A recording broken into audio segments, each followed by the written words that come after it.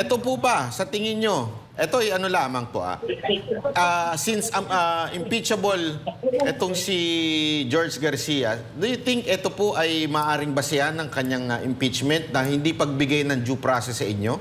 I will have to check with our lawyers. I haven't looked at that para hindi pa ako nagpupunta sa portion na yun dahil gulat pa kami sa pangyayari. So I'd have to consult with the lawyers with regards to that. Hindi ko pag-aaralan kung ano yung mga impeachable offense for a common chairman. That's something that I haven't looked into. Oo.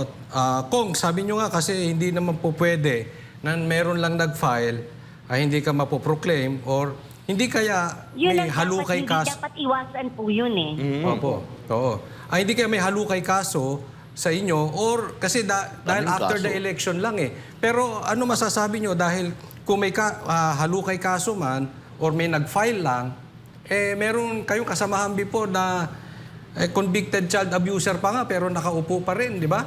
So siguro hindi naman tama yung nag-file lang. Yun nga po ang sana pinapaiwasan namin sa COMELEC. Sana wag naman po ganoon. Sana substantiated sana bago sila bago sila po magpa-suspend ng proclamation kasi it's a bad precedent po talaga na just because somebody filed a case, di ba, na hindi substantiated, biglang isususpend na yung proclamation mo. Hindi po kami nabigyan ng due process. Parang ang binigyan ng due process yung nag-file. Pero kami hindi. Ma'am, medyo malis lang ako ng konti, ano? Kasi kung matatanda nito itong nakarang araw, yung campaign manager ng Alyansa na si Tiangco, ay may sinabi tungkol po sa mga unreleased project. At sinabi na naman din po ni VP Sara Duterte, yung mga AKAP, ginamit during the election. Kayo po ba ay nakatanggap ng mga unreleased project or mga AKAP na para maaring gamitin nyo during the campaign? Unfortunately po, hindi po. Kasi baka isa sa tingin ko, nakikita kong dahilan kung bakit talagang naiipit kayo ngayon, kasama na ho dyan. Kaya nga po kasi hindi kayo pumirma ng impeachment. Baka dyan po sa dahilan na talagang hindi kayo sumusunod sa inyong pinaka-speaker, kaya kayo nagkaganito-ganito.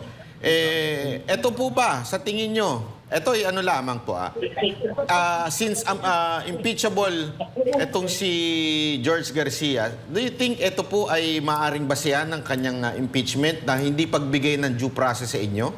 I will have to check with our lawyers. I haven't looked at that para hindi pa ako nagpupunta sa portion na yun dahil gulat pa kami sa pangyayari. So I'd have to consult with the lawyers with regards to that. Hindi ko pag-aaralan kung ano yung mga impeachable offense for a common chairman. That's something that I haven't looked into. Kaya hindi ko masagot yung tanong mo ng directly. Pero ma'am, kayo naniniwala na siningle out kayo at dito sa issue na to? Kasi napakarami naman pong disqualification complaint na sa mga iba't ibang party list. Naniniwala po ba na siningle out kayo o sa tingin nyo, anong pananaw nyo dito sa lahat na nangyayari sa inyo? Well, with lack of plausible explanation, siyempre yun ang maiisip mo. Diba? Kasi wala, talagang I'm grappling kung anong rason. Wala talaga akong mahanap na rason. Pero I'm just hoping na siguro tomorrow mas may kaliwanagan sa akin pag may makausap na kami sa COMELEC. Basta we filed an urgent motion to proclaim. Tingnan po natin. Ako umaasa pa rin naman po ako na sana, hindi naman, sana talagang totoo lang na pag may nakafile na case laban sa'yo, kailangan nilang dingin. Hindi ko alam eh. So, I'm hoping na, kasi pag kailangan ko malaman, dinismiss nyo na ba lahat ng cases filed against everyone? Kasi doon ko lang malalaman kung singled out kami. Kasi kung case sila, proclaim, doon ko lang masasabing singled out kami. So ngayon, wala akong alam kasi sa kaso ng ibang party list. Wala akong alam if na-dismiss na yung kaso nila. So, hindi ko masabi if I'm the only one at Duterte Youth ang na-subject sa ganito. Ma'am, ano pong mensahe niyo po sa 319,000 na bumoto po sa inyo sa party list niyo?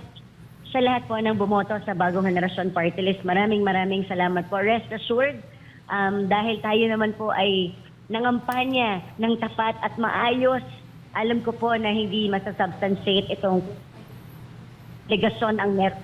The truth will always be there. I'm hoping and praying. Kaya pagdasal nyo lang po kami Dahil sigurado naman po ako malalagpasan po ito ng bagong henerasyon. Sa tulong po ninyo dyan sa ating mga media, sana po tulungan niyo po kaming magbantay at tulungan niyo po kami na mabigyan kami ng patas na laban dito po.